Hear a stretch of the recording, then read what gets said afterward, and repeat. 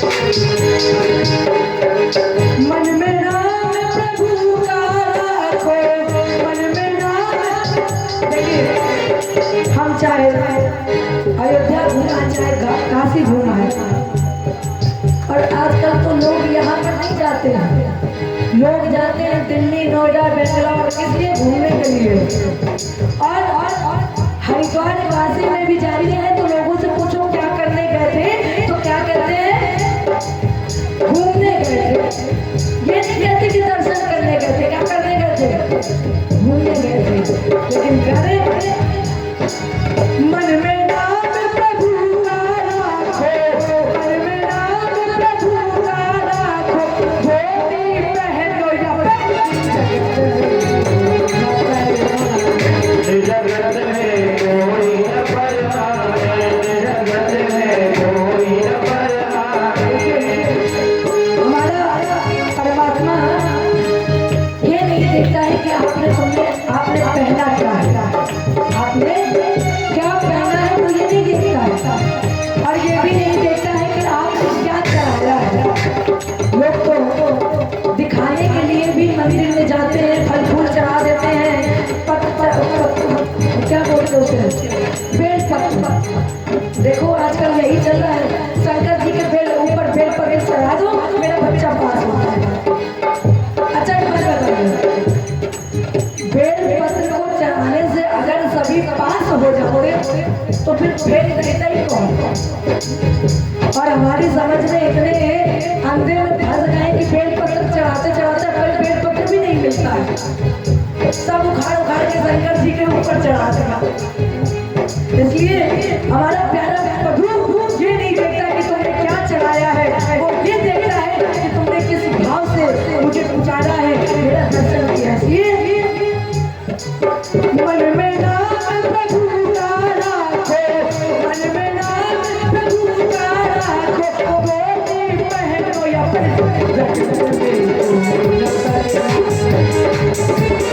कोई न परमाए, जगत में कोई न परमाए। तेल चमेली चंदन साबुन, तेल चमेली चंदन साबुन, चाहे लगा लो जगत में कोई न परमाए, जगत में कोई न परमाए। राष्ट्रपति आए जल जल जल राष्ट्रपति आए जल जल राष्ट्रपति आए चाहे बोले पीले चाहे चाहे बोले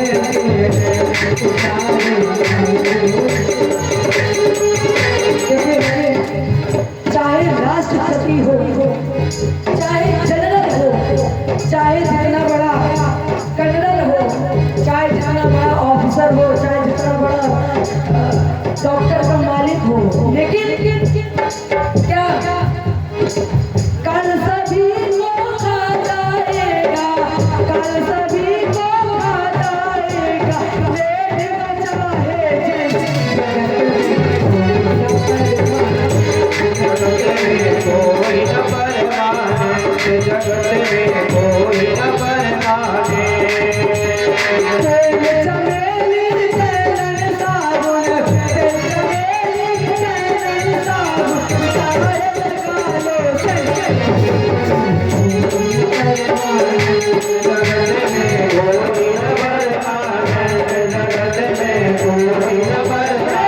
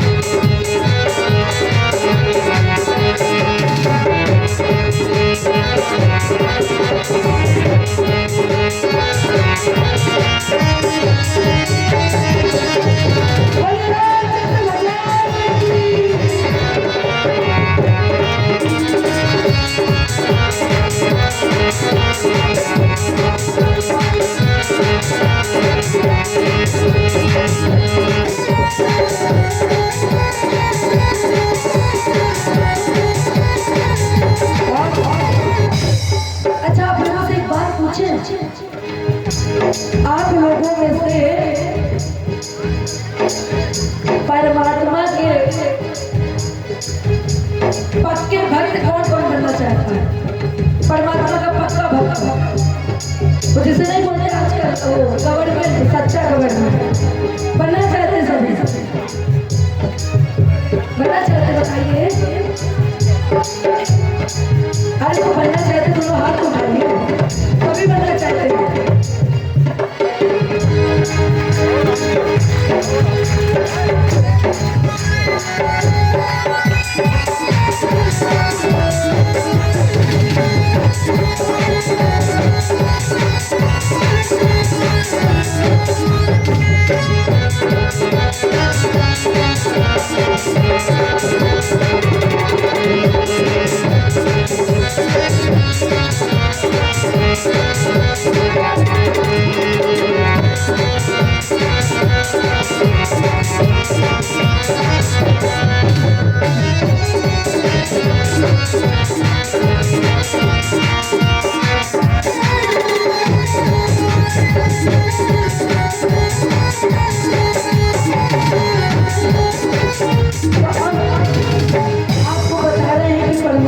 सच्चे गवर्नमेंट कैसे बनेगा, सुनिएगा सभी बातें ध्यान से।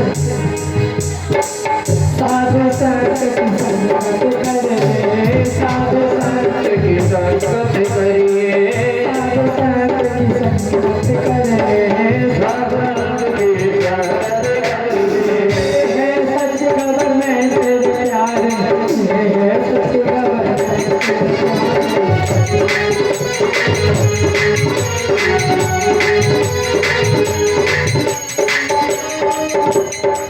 लाल सिंह कहे से दफ्तर में, लाल सिंह कहे से दफ्तर में फतेह हो क्या। देखो उसकी शरण में जाओगे गवर्नमेंट बनने के लिए तो क्या करना पड़ेगा। जब हम स्कूल में पढ़ने के लिए जाते हैं तो जब वो क्या बोलते हैं, स्कूल जाती हो तो फिर एक दिन नहीं जाती, क्या बोलते हैं, बंक मारना, छुट्टी करेगा। तो उसके दूसरे दिन जब स्कूल में जाते हो तो मैं मारती कि नहीं मारती, तो उसके एक दिन पहले अक्षर तो लग जाती है। अगर परमात्मा को पाना है एक काम करना पड़ेगा कि जो स्कूल वाला अब्सेंट है वो यहाँ पर नहीं चलेगा। स्कूल में तो तुम कर रहे हो लेकिन भी डंडे, लेकिन उसके सामने अब्सेंटी आप लोगों की नहीं चलेगी। तुम एक दिन भी उससे छुप करके नहीं रह सकते। वो 24 घंटे हर एक व्यक्ति पर नजर रहता है। इसमें क्या कहा है, लाल सिंह कहे से दफ्तर से, लाल सिंह कहे से दफ्तर से फतेह हो।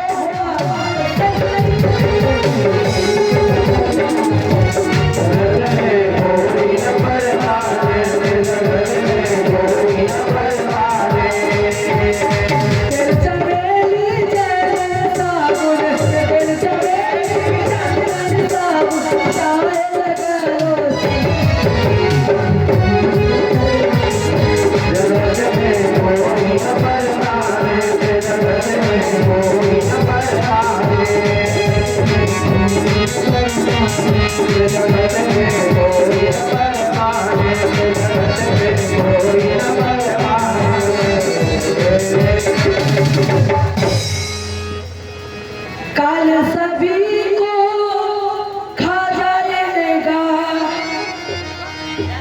लेडीज हो या जेंट्स, जगत में कोई न परमानेंट। जो राम जी के नाम के व्यापार में लगा हुआ है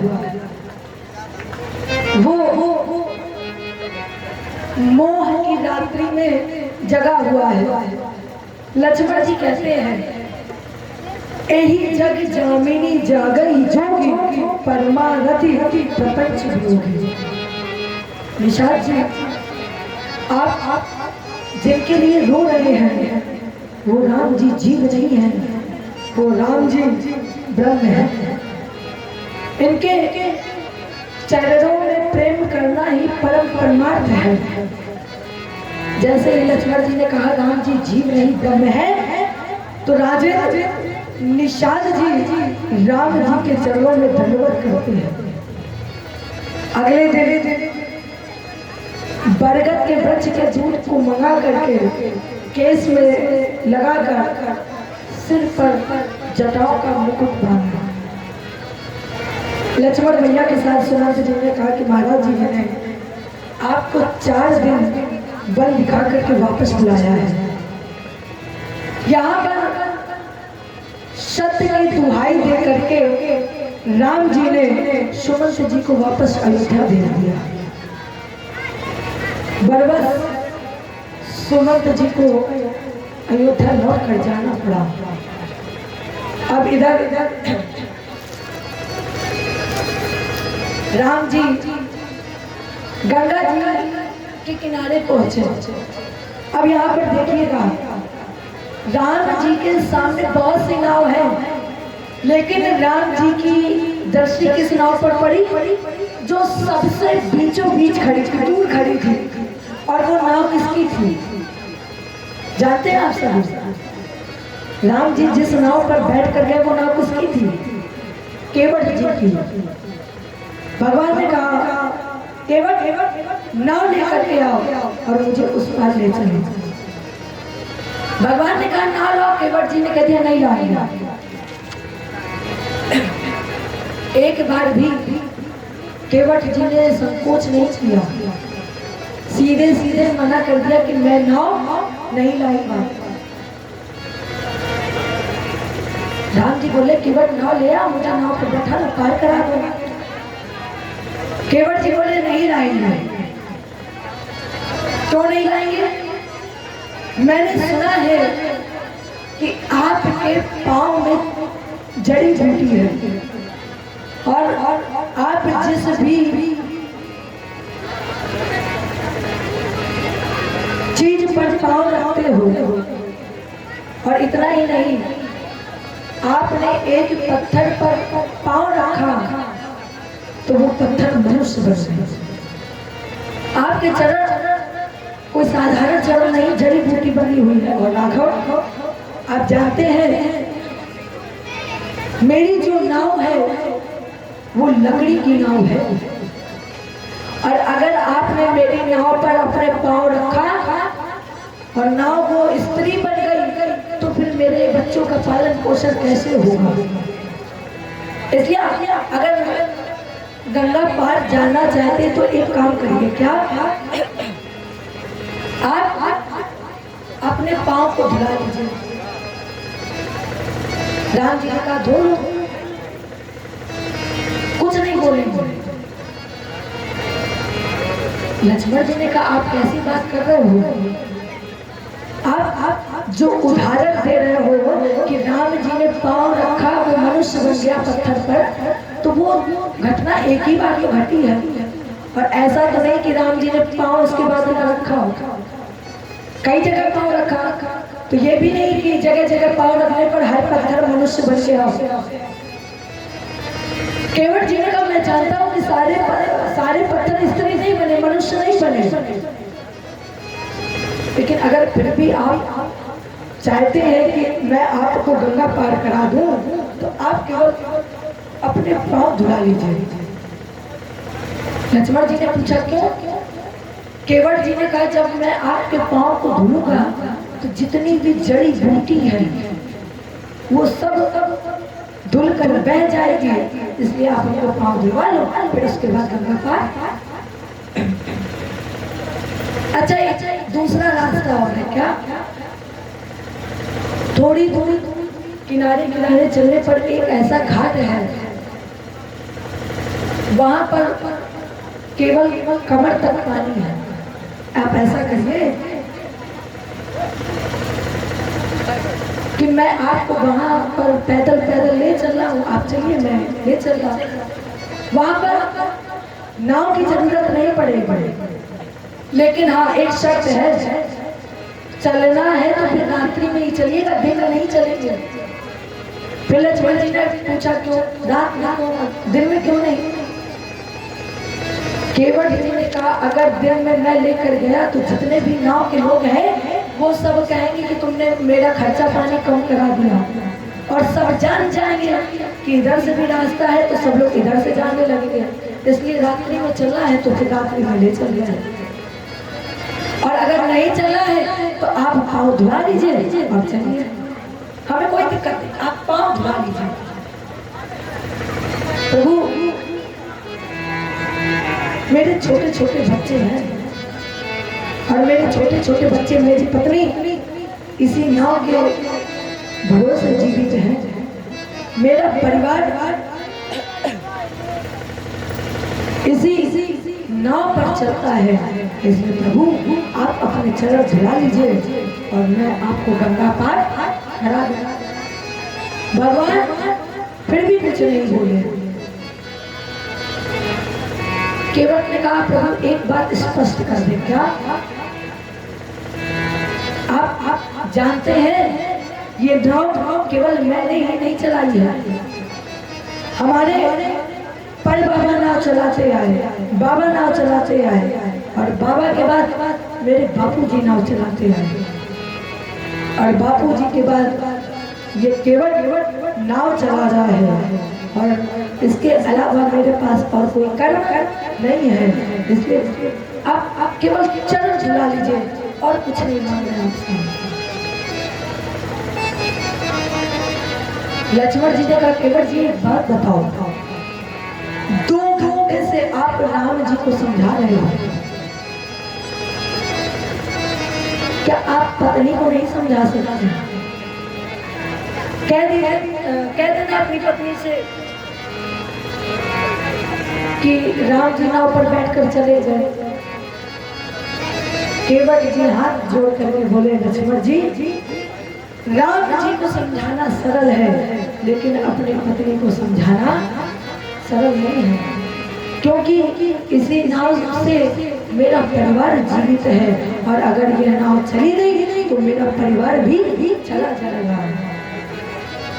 प्रभु केवल और केवल एक बात, पाँव धुला लीजिए। बात छोटी है सिर को हिला लीजिए।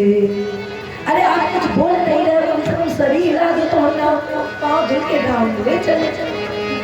बोल नहीं रहे तो शरीर हिला लो, लेकिन राम जी कुछ नहीं, चुपचाप खड़े होकर केवल सुन रहे हैं और सुनकर मुस्कुरा रहे हैं। लक्ष्मण जी केवट जी कह रहे हैं प्रभु बात छोटी है सिर को हिला लीजिए, पाँव अपना प्रभु जी धुला लीजिए, पाँव अपना प्रभु जी धुला लीजिए, बात छोटी है सिर को हिला लीजिए।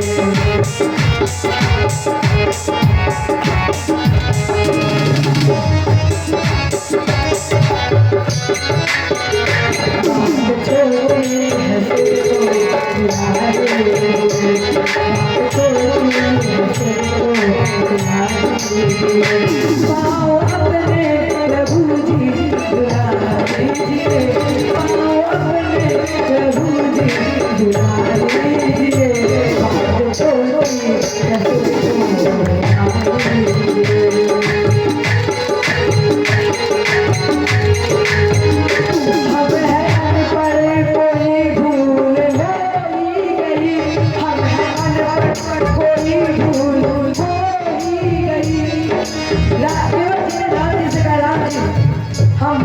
हम ज्ञानी हैं, हम पापी हैं, हम मूर्ख हैं, हम अनपढ़ हैं, लेकिन ठाकुर जी राघव हम हैं अनपढ़, कोई भूल हो ही गई,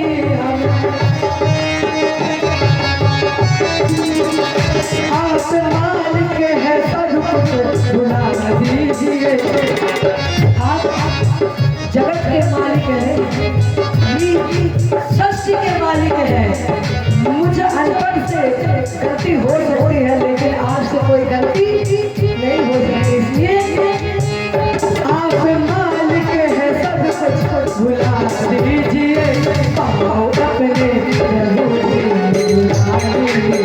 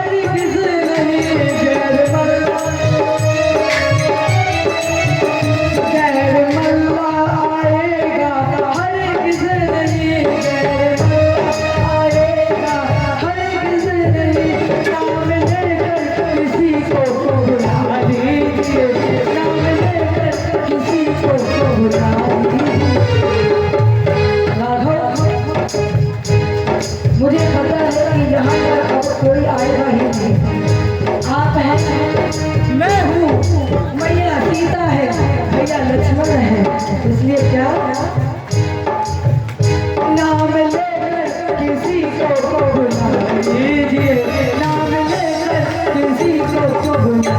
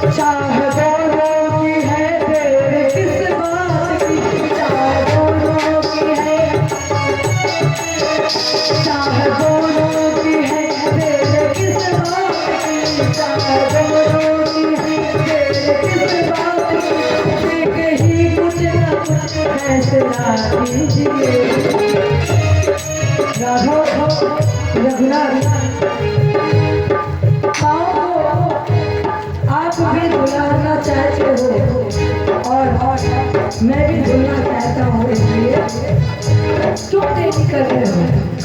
सीधे से बोलो ना, आओ क्या मेरे जन्म को ढूंढो। फिर किस बात की देरी है जब दोनों के अंदर चाह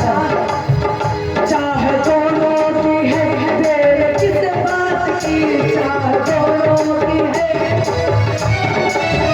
शीघ्र ही कुछ ना कुछ फैसला कीजिए, शीघ्र ही कुछ ना कुछ फैसला कीजिए। क्या बात है?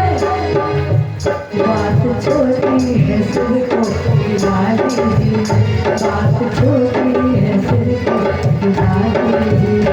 आओ अपने प्रभु जी बुला लीजिए, आओ अपने प्रभु जी बुला लीजिए।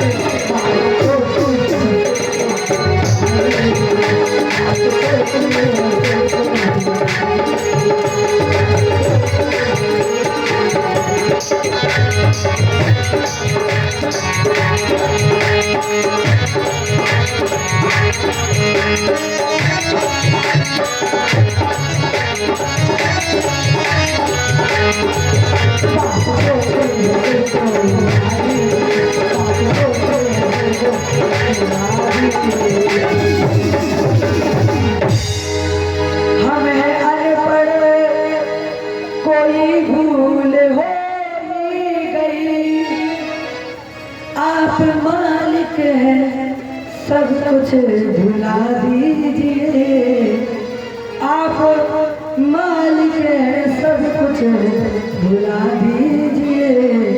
बात छोटी है सिर को हिला दीजिए। यहाँ एक सूक्ष्म बात कहें आपसे,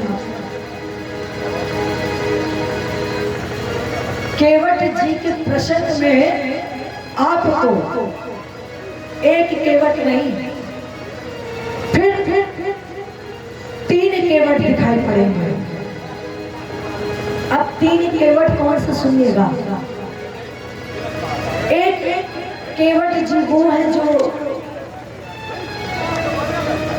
राम जी आए,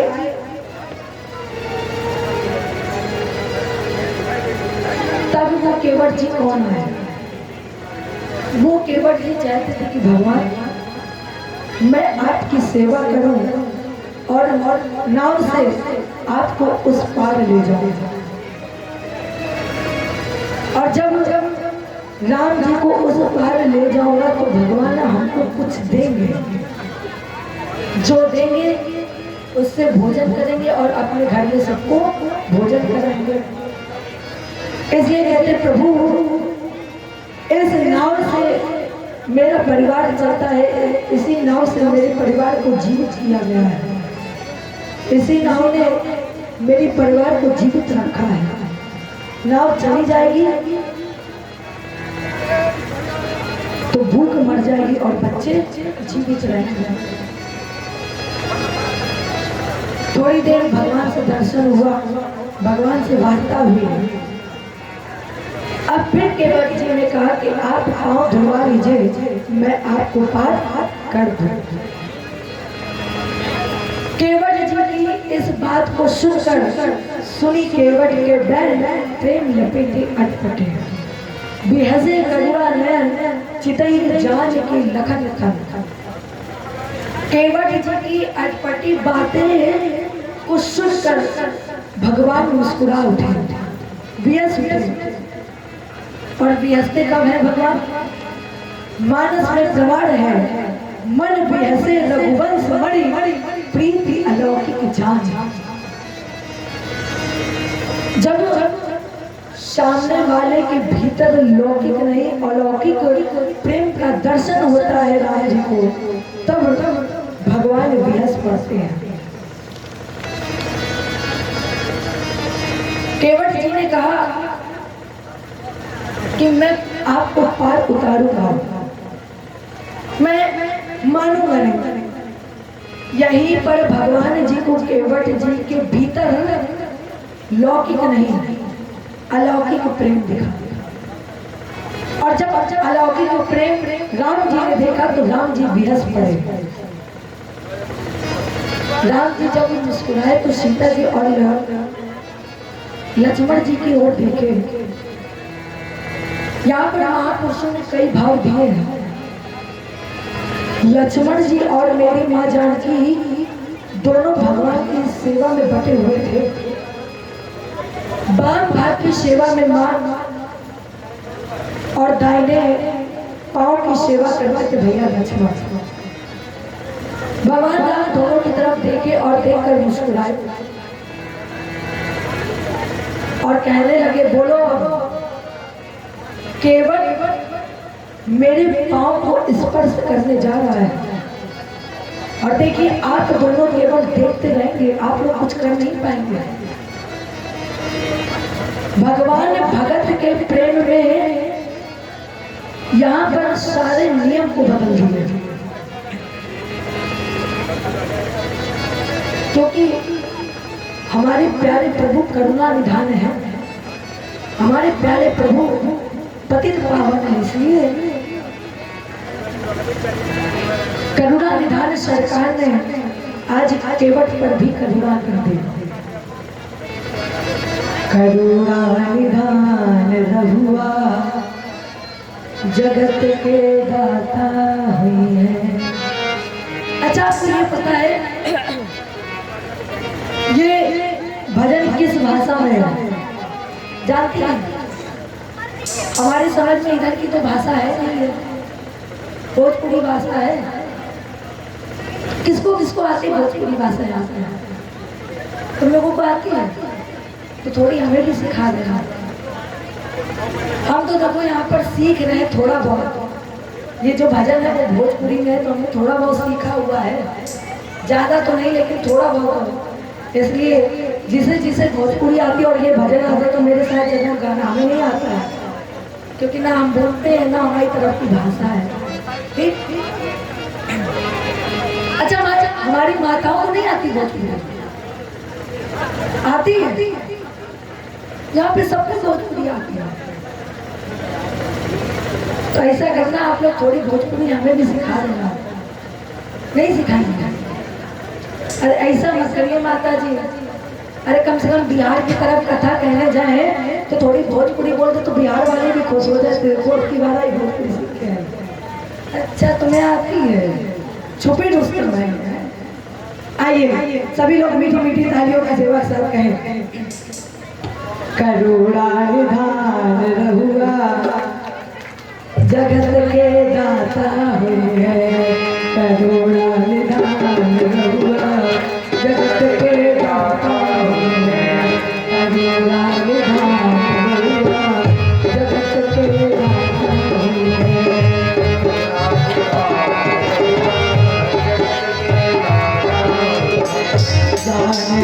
रहुआ जगत के दाता हुए जाने जहान रहुआ जगत के दाता हुए जाने जहान रहुआ जगत के दाता हुए जाने जहान रहुआ गति को तेरे देवे मति को तेरे गति को तेरे मति को तेरे सारे जहान रहुआ जगत के दाता हुए सारे जहान रहुआ जगत के दाता हुए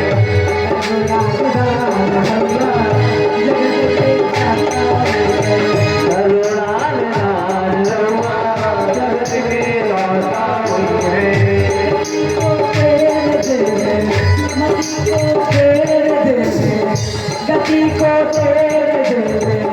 मति को तेरे देवे श्री भगवान रहुआ जगत के दाता हुए रहुआ जगत के दाता हुए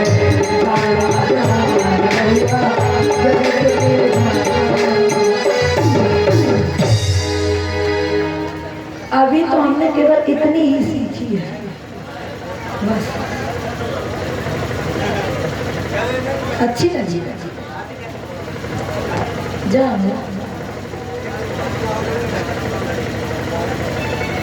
आइए प्रसन्न करिए। थोड़ा हास्य नहीं था क्योंकि हमने देखा कुछ माताएं सो रही थी। अच्छा ये बताओ भाई भोजपुरी कैसी लगी सर? कैसा लगी? कैसा लगन बारी? थोड़ी बहुत ठीक है। चलो अब बाकी रही बच्ची सिखा देना। आइए प्रसन्न कर। राम जी ने कहा केवट जी जाइए शीघ्र और जल लेकर आइए, मेरे चरणों को पखारिए और मेरे चरणों को पकड़ करके मुझे उस पार ले जाइए। पद पखारी जलपान करी आप सहित परिवार पितर पार करी प्रभु ही पुनि मुदित जयमुले आर।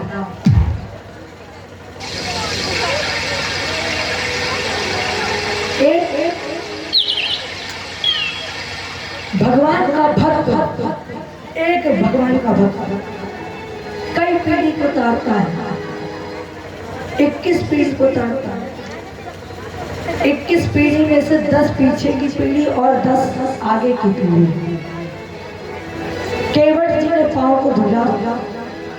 केवट जी पाँव को धुलने के बाद खुद पान किए, अपने बच्चों को पान कराया, अपने बच्चों को पान कराने के बाद अपनी पत्नी को पान कराया और अपने पुत्रों को पान कराया। देखो पाँव पखार कर पान करने की क्रिया पहले नहीं थी। पाँव पखार कर पान करने की क्रिया कब से चालू हुई? जब से केवट जी ने राम जी के पाँव को पखारा है। केवट जी ने खुद तो चरणामृत लिया और अपने परिवार को भी चरणामृत दिया। इसके पश्चात भगवान को साक्षी बनाकर भगवान के चरणों को पखार कर उसी चरणामृत से अपने पिताजी को, बाबा को, पर बाबा को और जितने पितृ हुए केवट जी ने उन सबका उद्धार किया। देवता कहते हैं कि आज केवट जैसा अधिक पुण्यशाली व्यक्ति और कोई नहीं है और कोई दूसरा नहीं है। और जैसे ही चरणामृत मिला केवट जी के ऊपर देवता पुष्पों की वर्षा करके जय जयकार करने लगे। और पाँव को धोने के बाद, पाँव को पखारने के बाद जब राम जी को केवट जी ने नाव पर बैठाला और उस पार लेकर गए, उतरी ठाड़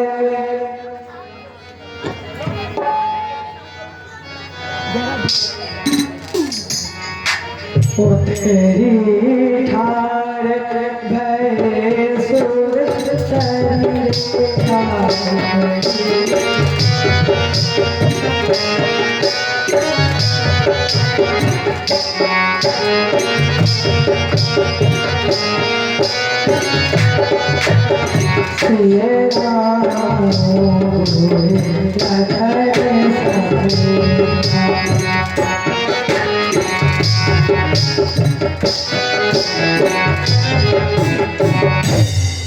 जब केवट जी ने उस पार उतारा, केवट जी केवल एक ही बात कहे, क्या? मुझे आपसे कुछ भी नहीं चाहिए। जीवन में ये बोल देना कि मुझे कुछ भी नहीं चाहिए, यही भक्ति का प्रभाव है। लेकिन हमें और आपको परमात्मा जी ने क्या दिया है? ये जायदाद दी है, ये औलाद दी है, मुसीबत पड़ी तो प्यारे इमदाद दी है, तेरा ही दिया मैंने, तेरा ही दिया मैंने, खाया पिया है, तेरा शुक्रिया है, तेरा शुक्रिया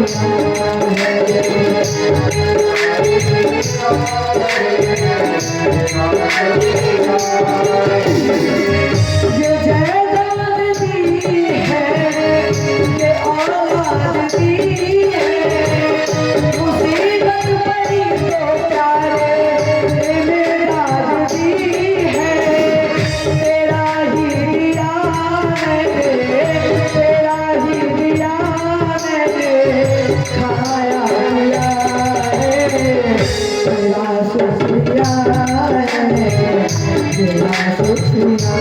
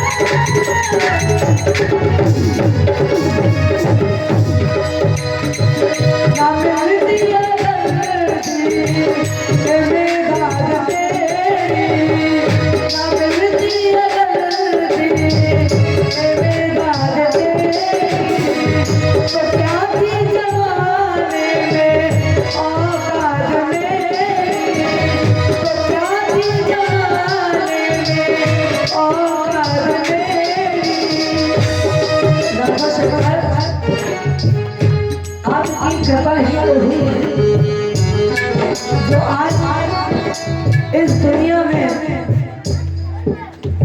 ज्यादा तो नहीं, कुछ लोग तो जान गए मुझे। आपकी कृपा न होती तो शायद मेरी इतनी औकात भी नहीं थी कि मैं आपका भजन भी कर सकूं। इतनी भी औकात नहीं थी कि मैं आपके सामने खड़ी भी रह सकूं। इसलिए रघुनाथ आपने कृपा की है तो ये कृपा हमेशा ऐसे ही ना मिलती अगर तो क्या थी जमाने में औकात मेरी, तुम्हें दिया है, तुम्हें दिया है, तुम्हें दिया है जीने का, तेरा शुक्रिया है, तेरा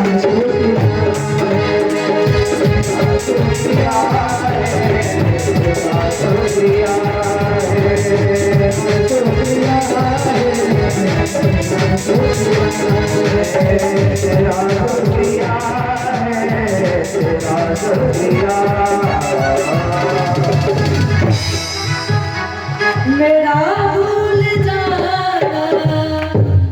तेरा न भुलाना, तेरी रहमतों का कहाँ है ठिकाना, और तेरी इस मोहब्बत ने, तेरी इस मोहब्बत ने पागल किया है, तेरा शुक्रिया है, तेरा शुक्रिया है। केवट जी ने कहा प्रभु मुझे कुछ नहीं चाहिए, अब कछु ना चाहिए, अब कछु ना चाहिए मोरे दीन दयाल अनुग्रह तुमने। फिर भी अंत में भगवान ने अपनी विमल भक्ति केवट जी को प्रदान की और भक्ति प्रदान करके विदा किया। इधर जब सुमंत जी अयोध्या में पहुंचे, सुमंत जी ने देखा कि महाराजा दशरथ अभी भी राम जी की प्रतीक्षा में है। केवल महाराजा दशरथ जी ने सुमंत जी से एक ही बात कही, क्या राम नहीं आए? और जैसे ही सुमंत जी ने कहा नहीं, 6 घंटों के बाद महाराज जी के मुख से 6 बार निकल गया, राम राम कही, राम कही, राम राम कही, राम राम तन परि हरि रघुबीर विरह राम गया सुन। उसी क्षण 6 बार राम राम राम राम राम राम कह करके अविलंब महाराज ने अपने प्राण का त्याग कर दिया। माता विलाप करने लगी। गुरुदेव भगवान आए, ज्ञान उपदेश किया। ज्ञान उपदेश करने के बाद जब भरत जी को बुलाया गया, देखो भरत जी अपने ननिहाल में थे, ननिहाल से बुलाया गया। भरत जी को पता चला कि भैया वन जा चुके हैं, तो भरत जी कैकेयी जी के पास गए और कहा मां ऐसा कौन सा अपराध मुझसे हो गया था जिसकी सजा मेरे भाई को मिली। मैया कैकेयी से बात करने के बाद जब भरत जी मैया कौशल्या जी के पास पहुंचे, मैया कौशल्या जी ने अनेक प्रकार से भरत जी को समझाया, भरत गुरुदेव भगवान जो कह रहे हैं वो मान लो। भरत जी ने कहा देखो मैं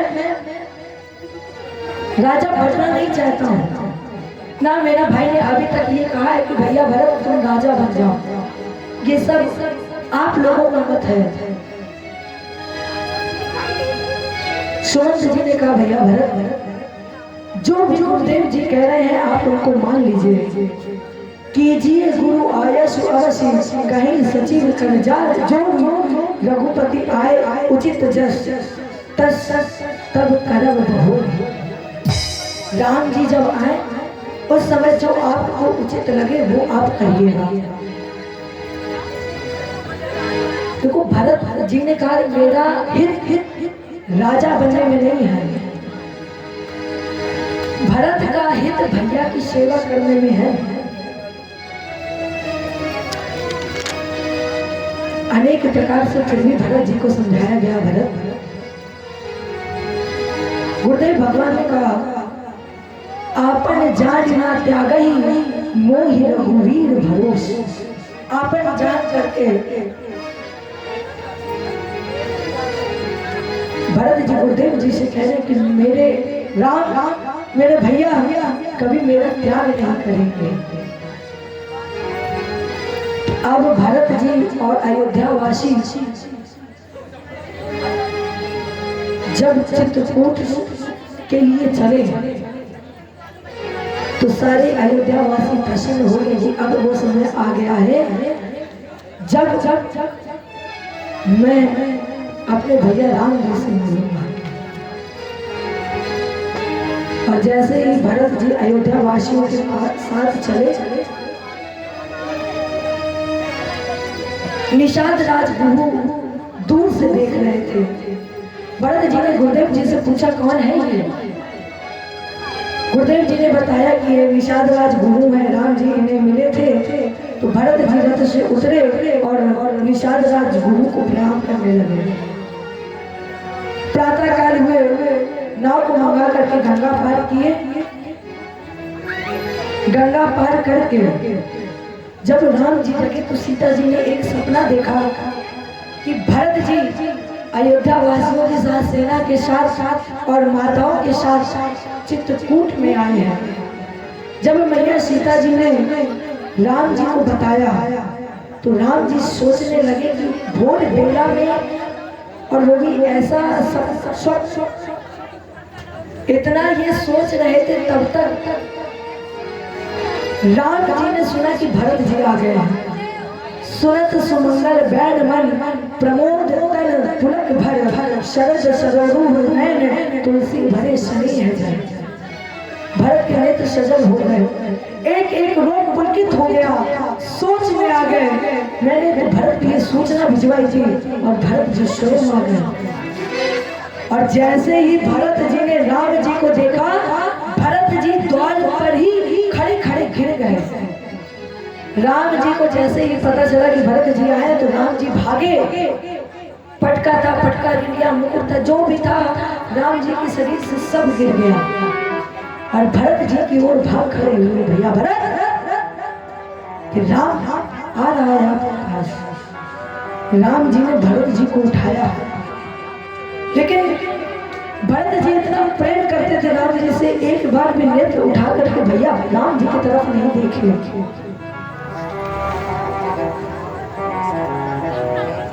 उठे राम सुनिए प्रेम अधीरा,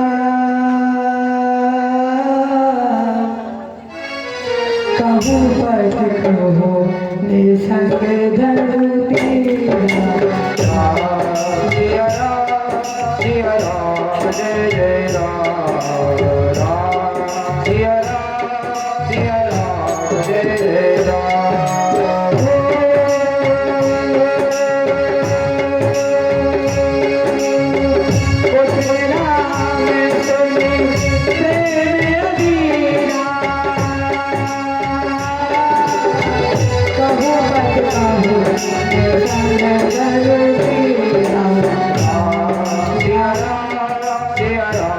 जय जय राम राम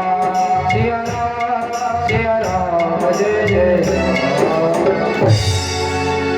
भरत जी बोले, भैया राम, मैं उठूंगा नहीं। इस पापी का मुख अगर आपको देखना पड़े ना, मुझे जैसा पापी आज तक कोई नहीं है।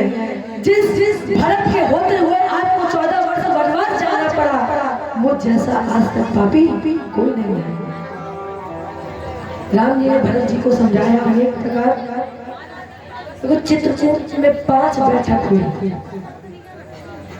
और पहली बैठक में गुरुदेव भगवान ने राम जी को सब बताया। 5वीं बैठक में जब आखिरी बैठक में भरत जी और मैया के साथ बैठे,